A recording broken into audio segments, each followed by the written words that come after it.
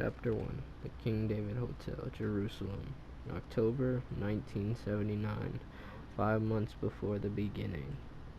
A benevolent mid-afternoon, sun spattered golden streaks over the historic domes and needle spires, up and down the gray-yellow stones of the ancient holy city walls.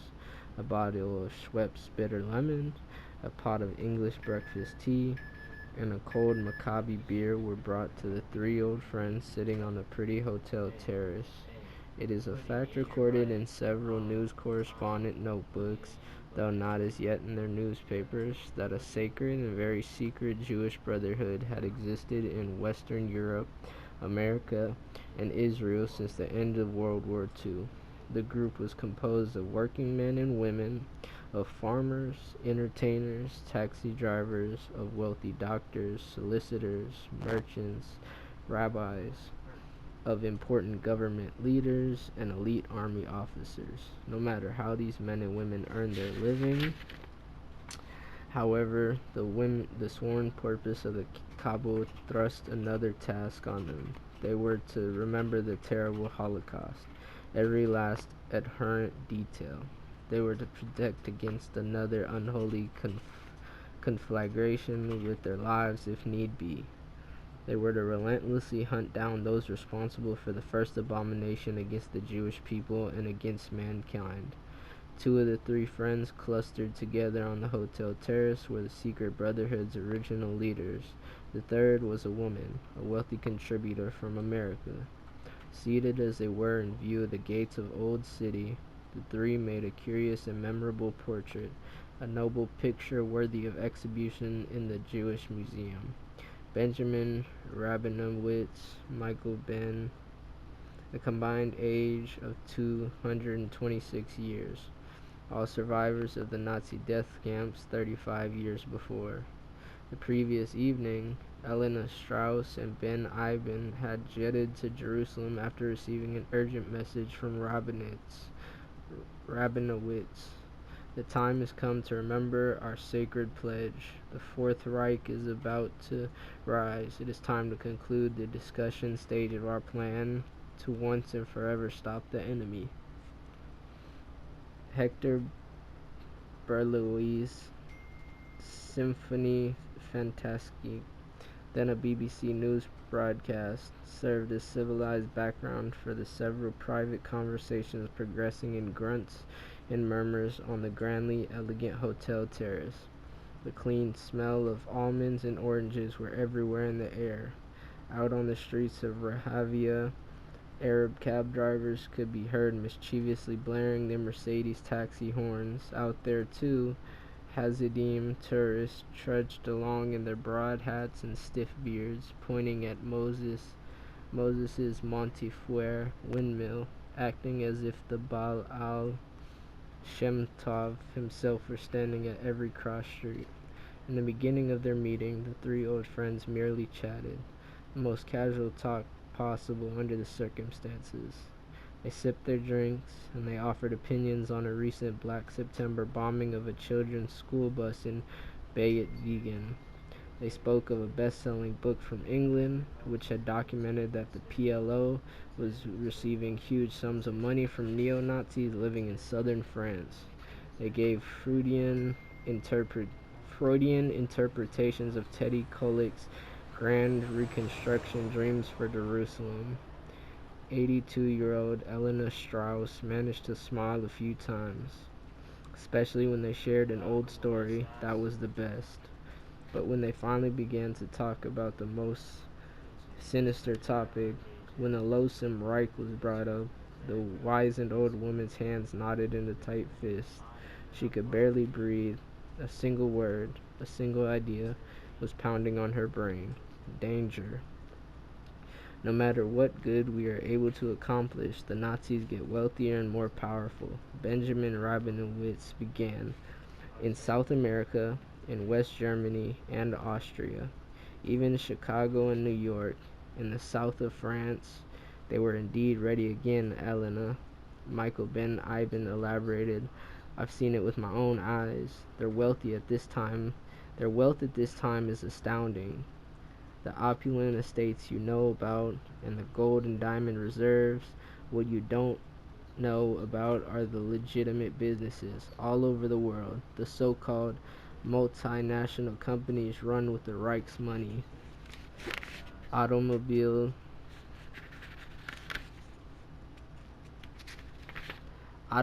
companies, oil companies, communications conglomerates like nothing we've seen before.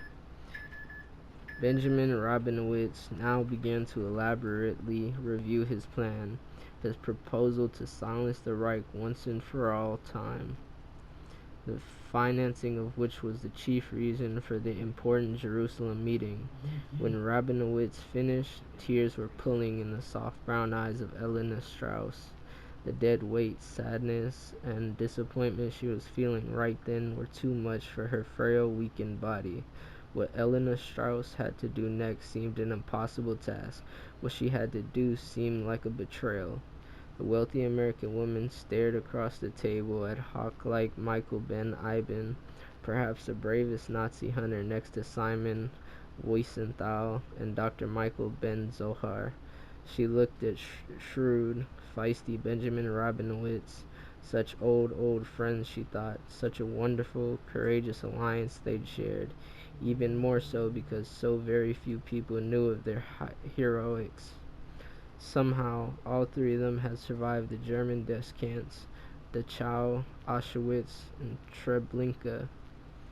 They had all been members of Shariat Hapolitich, the surviving remnant, formed when no countries other than the Jewish community in Palestine had been willing to accept large groups of survivors from the death camps. Instead of planning from the Jewish state, however, they had been among those who planned revenge and retribution. They had been among those who planned for the future defense of the Jewish people. Together with 44 other survivors, they had drawn up the Radical Brotherhood's priority list for the first Nazi hunting year of 1946. That first year, they had patiently tracked down and killed SS Brigadier General Ernst Grawitz, SS Major Otto Steiner, supervisor of the Belschen gas chambers, SS Colonel Albert Hoffelder, who had viciously sterilized thousands of Jewish children by mass X-ray exposure. Throughout the 50s and 60s, they had diligently hunted dangerous members of Daesh Bein in Odessa. They had relentlessly watched for the dreaded Nazi renaissance. They had remembered the terrible Holocaust, every last abhorrent detail. Benjamin, I have listened carefully to your plan, your fears about a new Reich. Elena was finally able to speak again. I have lived and slept with your arguments, your dark conclusions. I have considered them as carefully as anything in my life. You say you need a great deal of money from me, $700,000 or $800,000. I spoke at length with my oldest grandson before I came to Jerusalem. We talked about the Nazis, about the present condition of the Reich. They have never been more dangerous than right now, Benjamin Rabinowitz said. Elena Strauss shook her head. We think you're terribly wrong. She sighed. But more important than that, the actions of our group have always been accomplished with great honor, with justice in all our minds.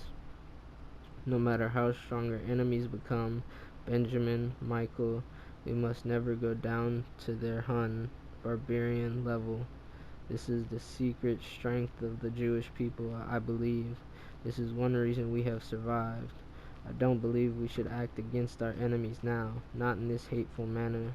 The thin voice of Rabinowitz suddenly rose above the clatter of the King David terrace. It was like the voice of a stern and knowing rabbi rebuking his short-sighted congregation. You've lived as a wealthy American for too long, Elena, the old man railed. You don't understand the terrifying world we live in today. You couldn't possibly, and still talk as you do. The Fourth Reich's money is everywhere, Elena. The Nazi cancer is everywhere. In the Middle East, in America, in Germany, where the spider cells are springing up everywhere. When little blonde-haired children are marching again. Elena Strauss reached into her purse. I have a small check. I want you to continue the search for Bormann, Mengele, Mueller. You must. Please. As for the rest, I say no. My grandson wants to go to the other contributing families, to the American FBI.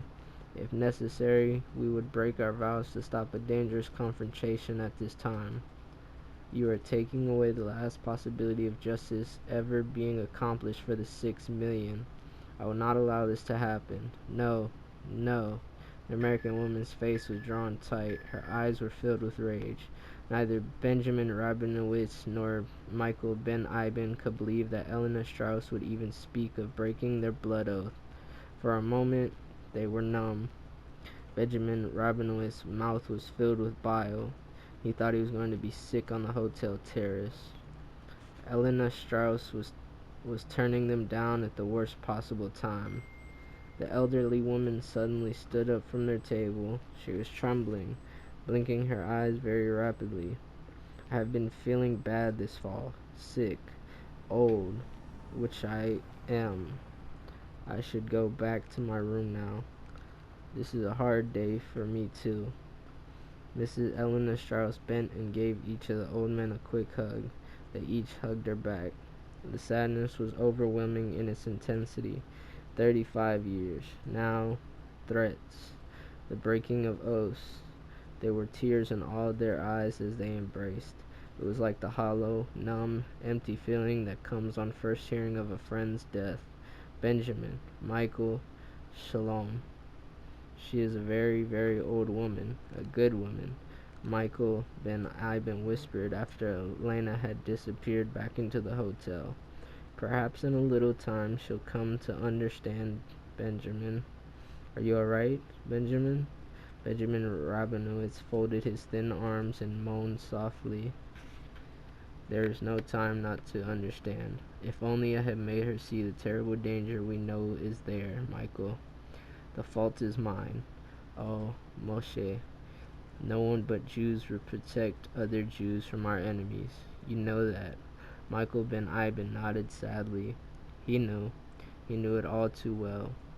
Ben Ibn also knew that the enemy was truly capable of anything now, even a second Holocaust, even a terrible bombing right there in Israel. For the first time in 35 years, Ben Ibn thought the Jewish nation could be without an adequate defense, a defense manned by Jews who understood the grave, ever-present danger. As the two ancient survivors filled their drinks that sad afternoon, the Arab Imam was still waiting, still praying from his distant minaret. The priest's prayers was that God would come and give him back his golden city. His prayer was that God would come down and kill all the Jews. 174 days later, it suddenly began to happen. On 4 continents across the civilized world, a heart-sinking plot that would be called Jichaozui.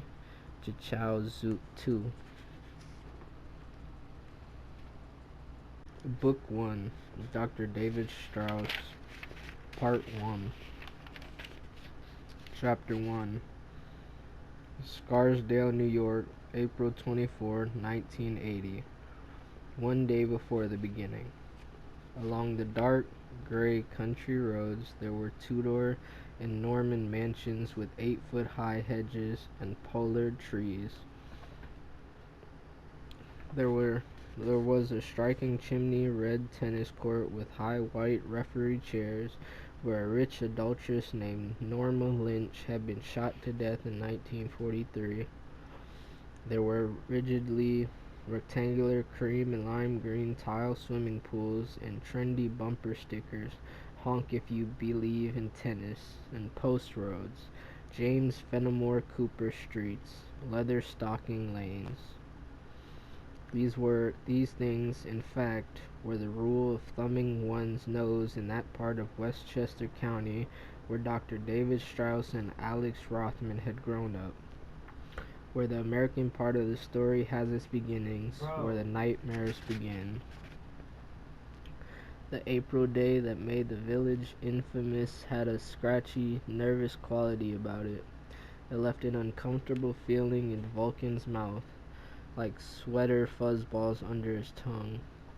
Coughing into a crisp white handkerchief, Vulcan watched the others fan away from the wonderfully kept children's playground. The Hausfrau, housewife, a pretty petite woman, also a fearsome, dedicated warrior, walked away alongside a picturesque fieldstone wall and weeping willow trees on Horse Guard Lane. The soldat, soldier, was forcing his great hulking body into a sleek MG Stag parked on Upper North Avenue. The Waffen-Fachmann, weapons expert, sat at a bus stop, a paperback, the boat, pressed up to his face. He had on a beige raincoat, snap-brim hat, Weejuns, very American looking. The Beadle-like engineer had simply vanished, poof, blended into the residential backdrop like yet another county squire station wagon. Last, the Fuhrer was marching off to a chauffeured limousine, which was relatively inconspicuous, their taking on World War II code names. Meeting on this small town American street in 1980 was preposterous and dangerous, Vulcan was thinking. Still, the final meeting had to be someplace, didn't it? The final decisions had to be made before the final solution could begin. Vulcan took out a beautiful pocket watch, cradling it in the palm of his hand. The man's face was dimly reflected in the silver lid of the watch. His felt hat, tipped at a ravish angle, was reflected as well. It was all neatly superimposed over a grand, elegant inscription. Deutsch Konzit 1932. Agile piano player fingers now pried open the watch cover. Inside was a delicately balanced silver and ruby red swastika. The 4 crooked arms were pointed and feathered like an eagle trout fishing hook. Over the swastika itself, tiny black hands were ticking over the seconds, days, years. It was now time to begin again. The people who lived in Scarsdale, especially the buckskin, shaggy-haired boys and girls who attend the ivy-covered high school, often complain that nothing meaningful or exciting ever happens in the quiet, wealthy suburban town. The following night, something terrible happened. Murder was committed in Scarsdale. The Nazis came to America. Chapter 2. Mount Sinai Hospital, New York City, April 25th. The teenager lying center stage, Trendelberg position on the hospital delivery table, was Catherine Hope O'Neill. Catherine was an anachronist Irish Catholic girl from the Yorkville section of Manhattan. She had a Kelly green bow in her shiny black hair to prove it. The underwhelming color in the Mount Sinai Hospital delivery room was green also, a slightly turquoise, sloshy, seasick green. The hospital setup table was covered with sterile green gowns, green drapes, furzy green sponges.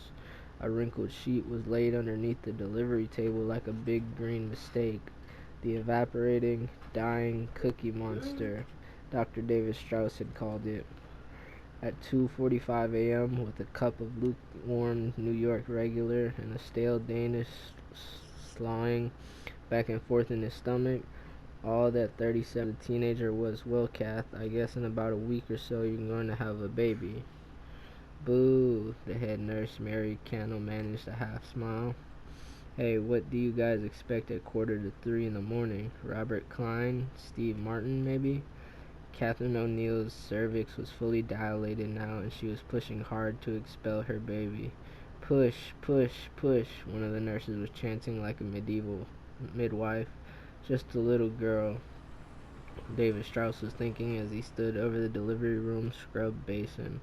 The little teen angel, soft white Madonna's face framed in lovely rings of black hair, knocked up on a swinging east side. Shit, what a waste.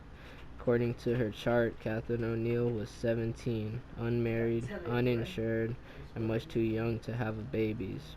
David Strauss would have added, too tiny and narrow at the hips.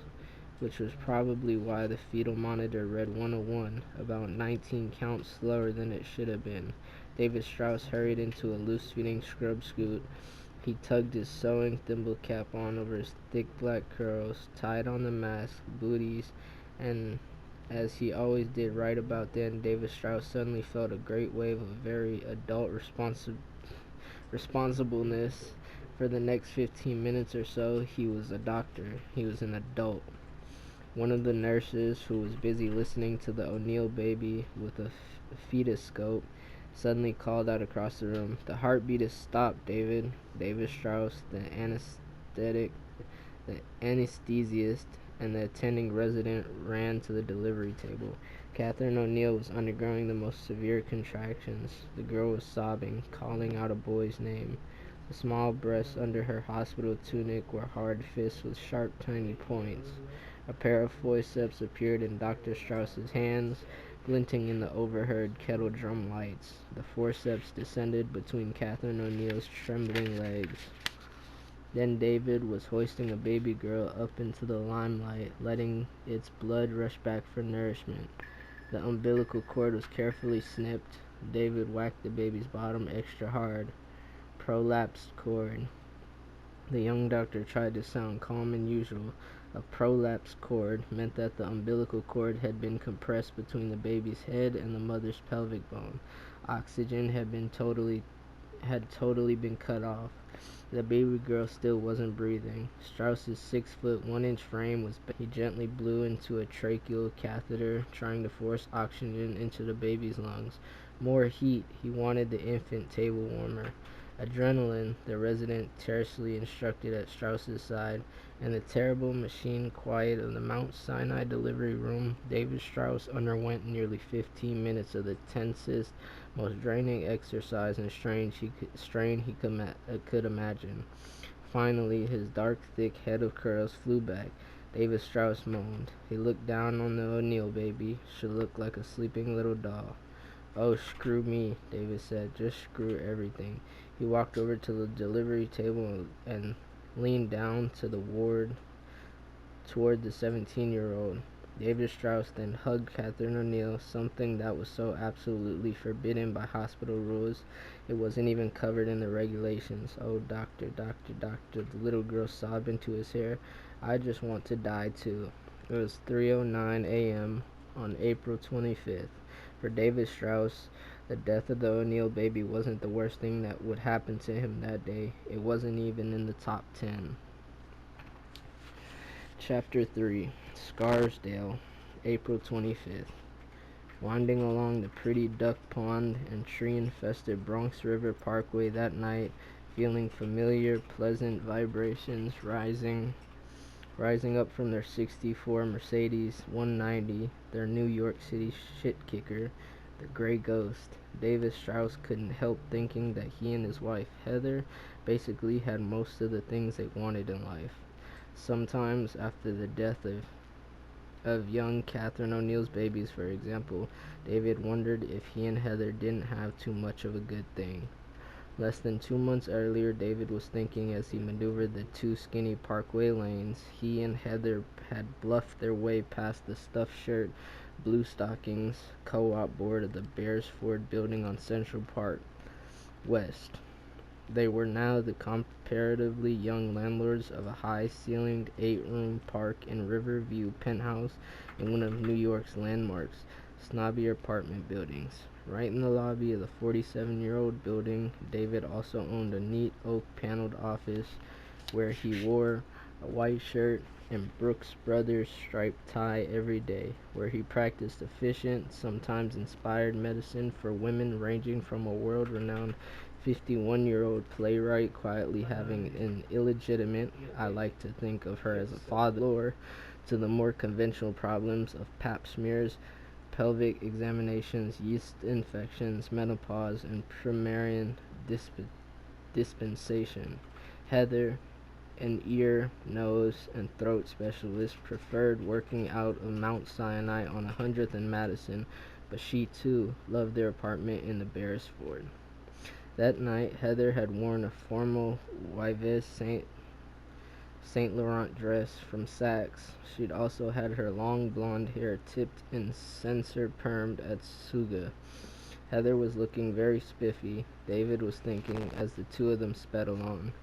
"Tell me something, David," Heather kept saying as the gray ghost got closer and closer to Scarsdale. "Are the rest of the Strausses ever going to like me? At least to put up with me? Seriously, David?" Which was a funny question in a way, because Heather was one of the most likable people David had ever met. Everyone liked Heather Strauss. Patients, even the most irresistible bastards. New York City cab drivers, the Monsignori, venerable doormen, and elevator operators at the Beresford. But were the Strausses ever going to like Heather? Well, David thought even he was puzzled over the answer to that one.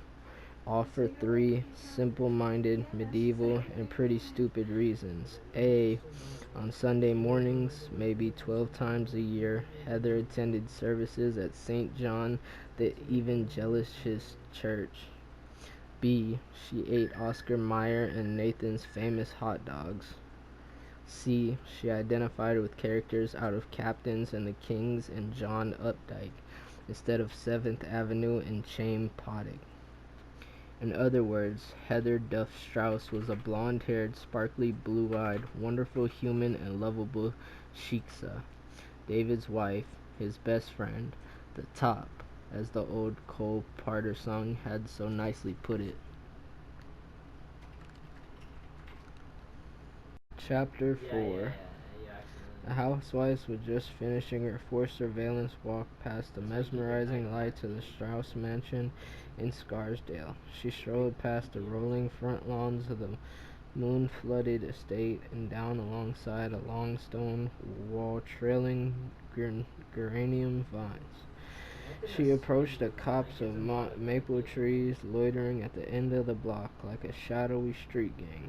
In front of her, on a taut chain leash, a perky young Irish settler bought earlier that evening in White Plains, excitedly sniffing its first bed of Psychosandra and relieving itself on the leafy plants. With her pretty dog, her navy riding jacket, her gypsy kerchief, the housewife blended neatly into the suburbs night scene. The chic-looking woman estimated that there were now 60 to 70 people attending the large Strauss affair. Quiet Upper North Avenue was an impressive parking lot for Lincolns, Cadillacs, Sevilles, Mercedes 280S, Jaguar XJs, and other expensive automobiles. "We almost have a full house," the housewife whispered into a transmitter clipped into her riding jacket.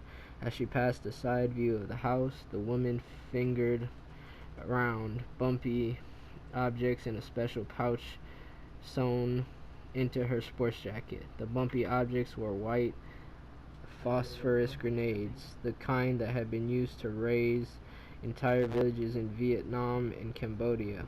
At the corner of Post Road, the housewife bent and patted the young setter's soft, smooth head. She whispered into the perp's perked right ear, "Yes, yes, yes, that's a good girl." Then the woman clipped off the chain leash and released the small dog. Someone would care for it, she knew. "I have killed before," the housewife said to herself, "but never quite like this." She looked at the pretty house, cozy North Avenue. It made her shiver to think of the rest. Chapter 5. It looked like something out of an illustrated children's book. High above the Strauss mansion's steep, four-gabled roof, a moon raced through a high ceiling of poplar and oak leaves. The estate grounds were a beautiful smoky gray painting that night. Close up, every object was finely etched in black. The skeleton of an old hickory tree, a horned owl perched on a garage. The strange man in his dark pilot's wind cheater looked like a highly skilled housebreaker, which was one way to describe the soldier. Pressed down close to the loamy, streaming ground, he ran as quickly and silently as his heavy backpack would allow. He trampled through formal gardens on the East Park side of the Strauss property, past a red barn-siding garage with its own private gas pump, across a mushy bog that rose up to his shoes tops, over an unexpected brook and into what looked like an old-world fruit and vegetable garden. The soldier stopped and crouched low at a vine-covered gazebo that had seemed to be a small cottage from the brook. "There's a single man out here," he spoke into his transmitter, watching the man who had come out of the party for a smoke. The soldier unstrapped his heavy pack and waited until the man from the party finally wandered back inside. Now the soldier could begin. Inside the bag was a curious assortment of supplies: knotted rags, different lengths of copper pipe, an American-made Colt Python with 4 clips, fuse, a full 2.5-gallon Exxon gasoline can. Right in the heart of Westchester County, New York, the soldier couldn't help thinking as he set to work. In America.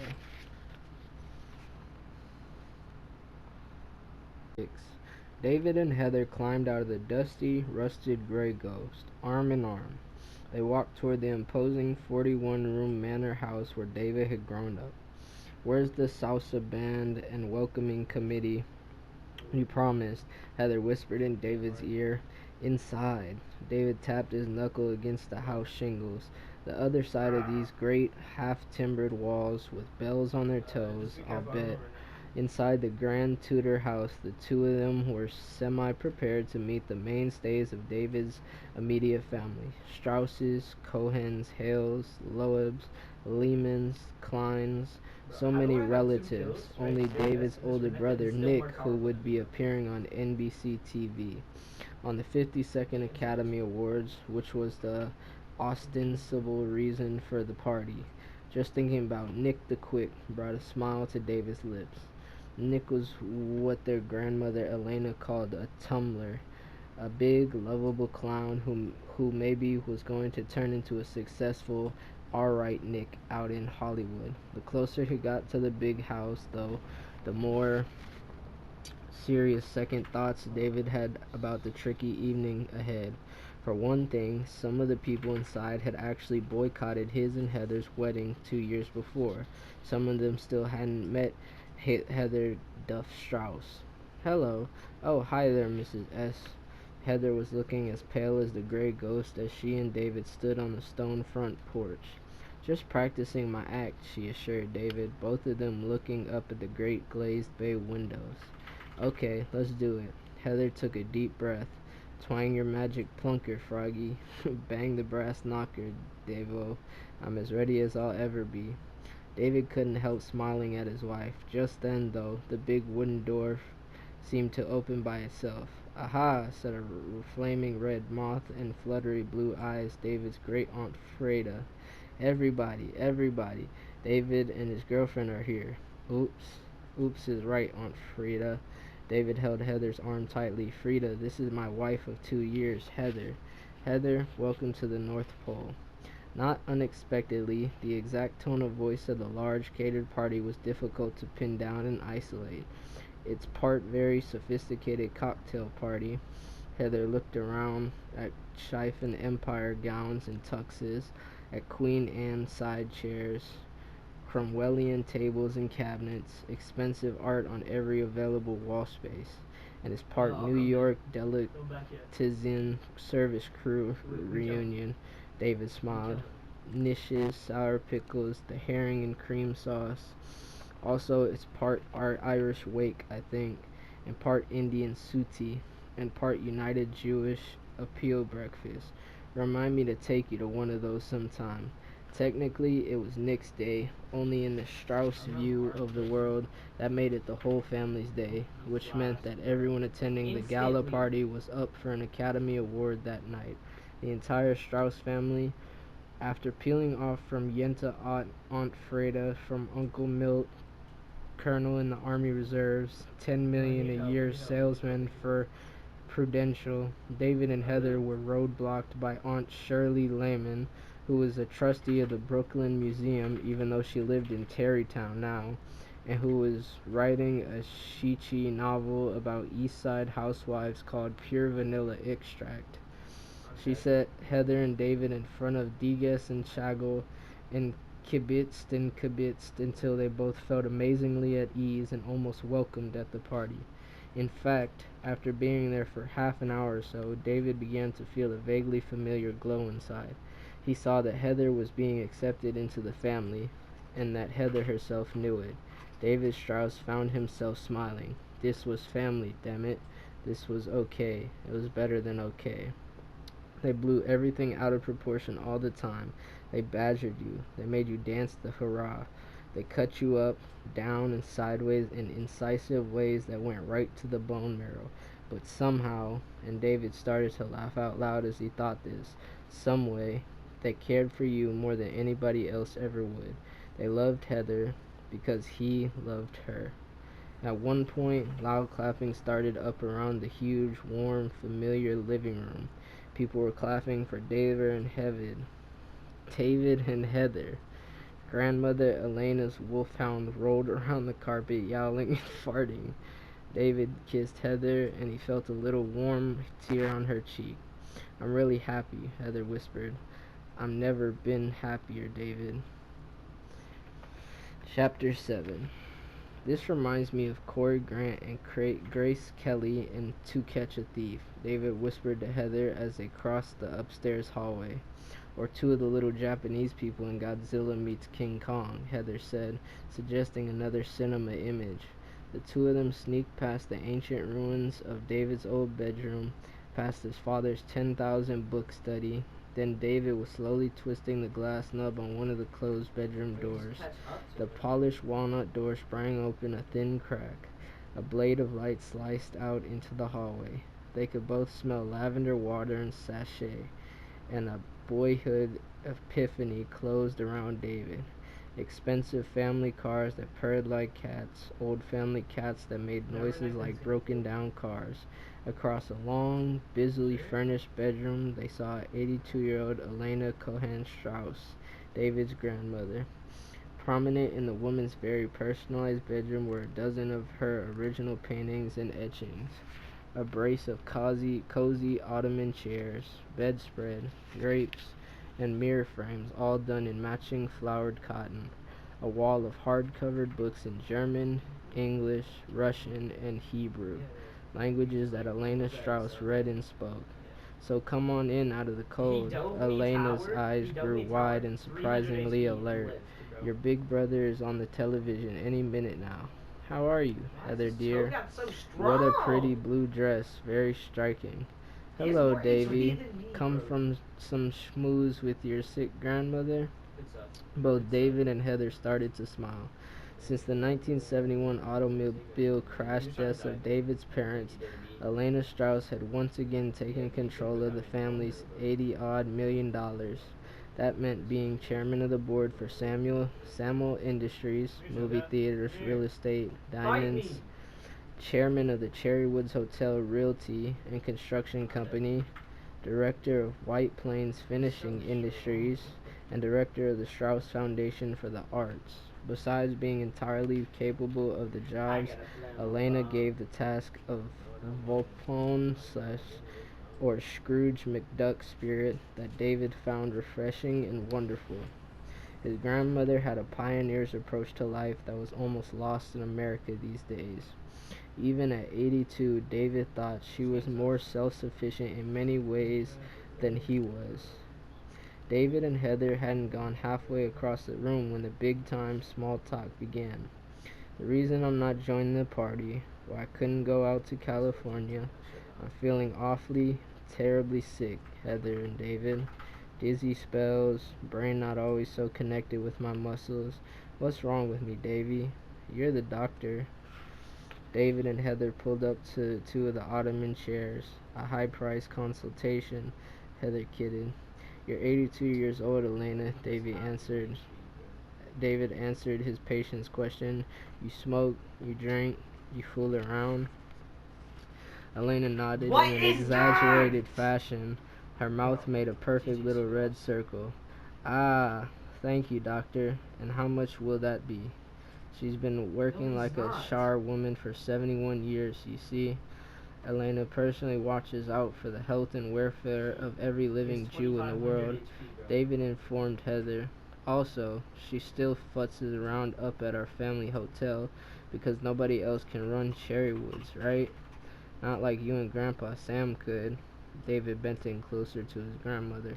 Tell me one thing, Nana. Anything, my dear sweet Bocher. Bocher. Heather is like a little brown-nosed kid at yeshiva classes. Listen, Elena, are you and your dizzy spells planning to go up to the hotel for spring cleaning this year? Elena started to laugh. David and Heather watched a smile cracks form in her powdered plaster. Intimations of a much younger woman. A Machtin back in Berlin, showing in her clear brown eyes. Maybe, maybe not. Who can tell about these things? Gypsy fortune tellers? Listen, Lana, seriously, why don't you take it easy? Don't go to spring cleaning this year. The elderly lady got very serious for a moment. Davy, Heather, in this country, everything is to be young, have lots of money, have a Pepsi-Cola life. Why should an old woman retire, only to die? Don't you think so, Heather? Davy? You don't have to retire, Heather said. Saying doesn't make it so. We'll retire from the hotel someday. Elena shrugged. Do you know when? Davy knows when. Davy knew, all right. Davy nodded. Davy knew what was coming next, too. I'll retire if ever our enemies come back.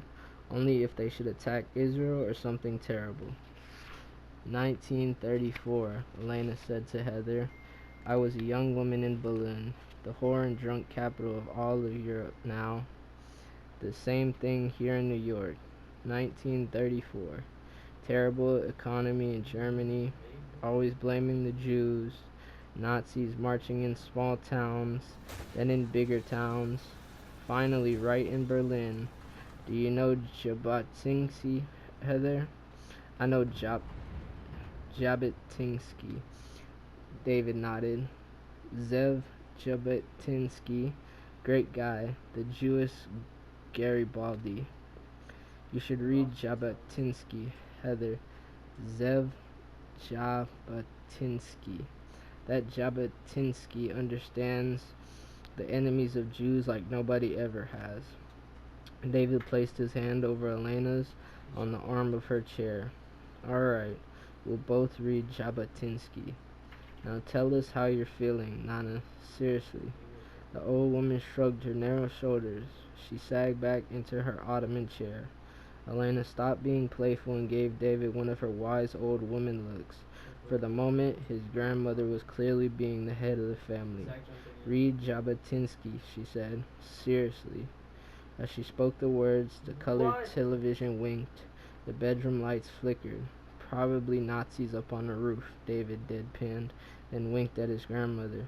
As a comedian, the old woman winked back. You could be in serious trouble, Volker.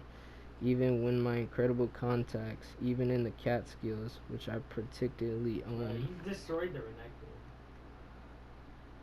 Chapter 8, 10:35 p.m. In the terminal part of Scarsdale near the ancient railroad station, Vulcan walked in the Monogly's Bar and Grill. Monogly's was a drab, dusty parlor that hadn't changed a drink coaster since the death of Sean Monogly's wife. 3 men in oil-stained work clothes and a woman in a satin doll party dress were hunched over red vinyl bar stools up in the front. On a semi-regular schedule, the union bartender served up some draft beers, or a port of wine for the lady, or a robbed Burns Black Watch cigar for the man with wit marked on his work shirt. At the rear of the narrow room, Vulcan observed doors for public toilets, a tiny phone booth, a color TV that seemed to sparkle in the dull room. A portrait of John Kennedy and his wife sat beside the cash register, presumably safeguarding Monogly's cash from the union bartenders. Vulcan bought a glass of brandy, then sat in an empty booth facing the color TV. He began to watch the Academy Awards. At 11 o'clock, station identification for NBC, he bundled himself into the phone booth and shut the metal and glass door tight. He dialed general information for America's largest newspaper. The New York Daily News. A young woman answered, New York News, in a subdued, business-like speaking voice. You are to write down exactly what I tell you, Vulcan instructed the young woman. Back at the news offices, meanwhile, Mary Gargan's first thought was nut, then screwball, then what's a nice girl like me doing answering phones late at night in New York City? Sir, she said, excuse me? Then you are to call Mr. Harold Ney, editor-in-chief of your newspaper. Mr. Ney can be reached at 826-0359, his mistress's number at the River Bend apartment building. This is the message you're to read to Mr. Ney. The man called Vulcan paused, both to catch his own breath and to let what he'd said so far take effect. He then read Mary Gargan a short, prepared statement, slowly, sentence by sentence. Today, in our country, there are approximately 6 million Jews among us. Tonight, measures are being taken against the powerful Jews living here in America. These Jews are being taken care of by methods once employed at Auschwitz, Buchenwald, Dachau. Jews such as the Kleins, the Strausses, the Shapiros, the Cohens, the Loebs. Tonight marks the beginning of an important action called Dachau Zwei, Dachau 2. Chapter 9. On the color television in Mowgli's Bar and Grill, on more than 30 million sets across the TV, Nicholas Strauss and his wife, Barry, were running into the wide-angle lens of an RCA TV camera. The attractive couple was racing down the far right side aisle of the Dorothy Chandler Pavilion in Hollywood. Among those who turned and clapped for them were a shaggy, bearded Jack Nicholson, Jacqueline Bisset, wonderfully backlit by the stage lights, George Burns, Joseph Levine, Robert De Niro, and hordes of opera glass renters. For Nicholas and Barry, the Oscar for Best Feature-Length Documentary Film was a well-deserved climax to two singularly uncompromising careers. The Strausses were known to work under one idealistic and therefore somewhat unrealistic show business philosophy. If we don't believe in it, why should we expect anybody else to? Their film, The Fourth Commandment, had taken only 24 days and $200,000 to shoot and edit, but it had been in preparation and pre-production for more than 7 years. An unusual and unexpected tour de force. The film somehow communicated to 1980s America a you-were-there feeling for 1940s Germany. The Fourth Commandment is a sane, surprisingly objective, and I must say, moving depiction of an intelligent, sophisticated, and civilized country brought to lower depths than any other in the modern history. The critic for the Los Angeles Times said at the time of the film's release, in my mind, it is a wise and knowing portrait of an era we ought not to forget. Nicholas Strauss was actually shaking as he stood behind the stage microphone and podium and looked out on the faces of the most powerful show business people in the world. I have an unconsciously long list of people I want to thank, the long-haired filmmaker said, but we don't want all of you to suffer through it, his wife Barry added, brandishing their golden award proudly. So we won't name all the names here tonight. You know who you are. You're wonderful, wonderful people. We love you a lot, more than I think we could do justice to right now, shivering and shaking as we are. As Nick said a few final words, an unreal scenario began to develop at the Chandler Pavilion. Shrieks came from the velvet tuxedos and see-through dresses out in the audience.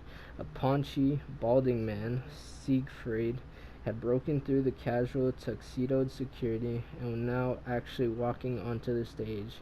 It was something that hadn't occurred at the awards ceremony in the past few years. The last time, the gatecrasher had streaked naked past an only slightly nonplussed David Devine.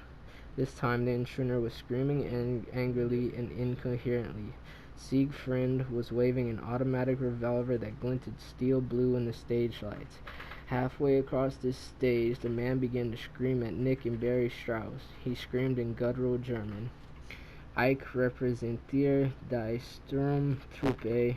Ich bring dies Nachricht de Dachau.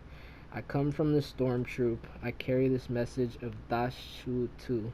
The revolver's first four rounds struck 39-year-old Nick. The fifth and sixth shots struck Barry, who pulled down the stage podium as she fell.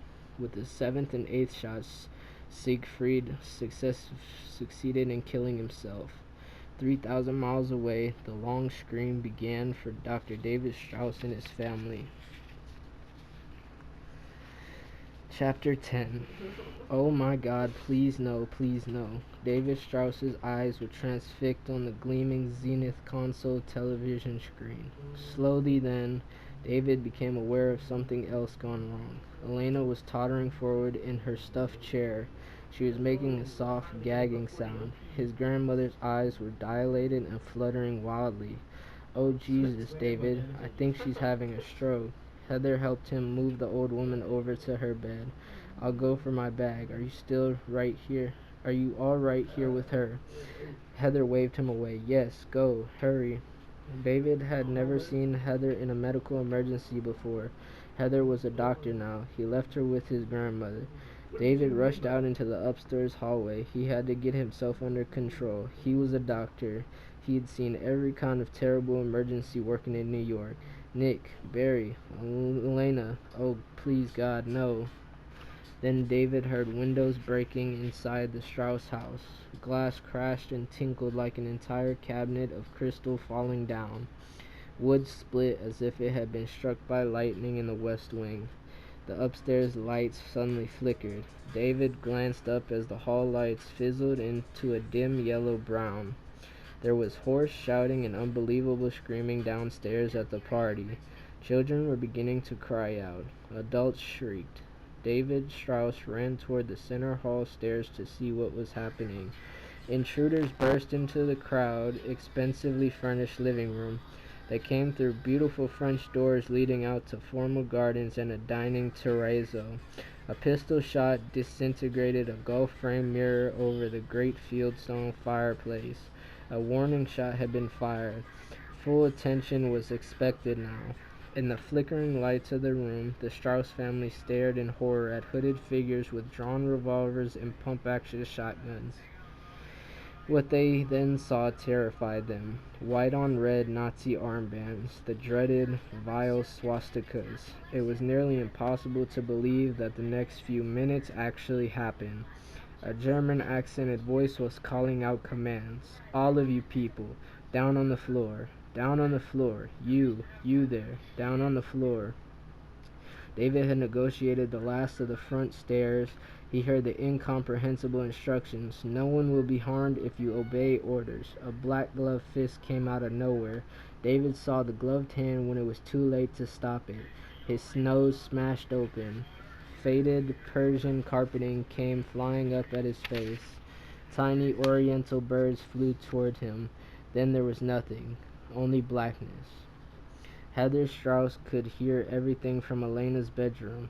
She tried not to show her fear. She had to make a decision immediately. Nana, can you come with me? If I help you walk? Heather gasped out. Someone wants to hurt us, Nana, please. Nodding weakly, dazed and horrified, Elena Strauss let herself be pulled up from the bed. She felt Heather's hands go around her back, up under her arms. Elena and Heather finally made it out into the dim upstairs hallway. Heather went to turn right. The old woman tried to scream, but now no sound came. Heather saw the two men in the hallway, but it was too late. She started to push Elena the other way. She couldn't believe this was happening. Couldn't understand how it could possibly be. The soldier fired just as Heather Strauss stepped in front of the old woman. The young doctor crumpled down onto the hallway runner. For a second, Heather desperately wanted David to be there. Then she wanted nothing at all. As Elena Strauss began to fall, second and third shots rang out in the bizarrely lit hallway. 3 more shots were fired. Then it was unnaturally quiet in the Strauss house.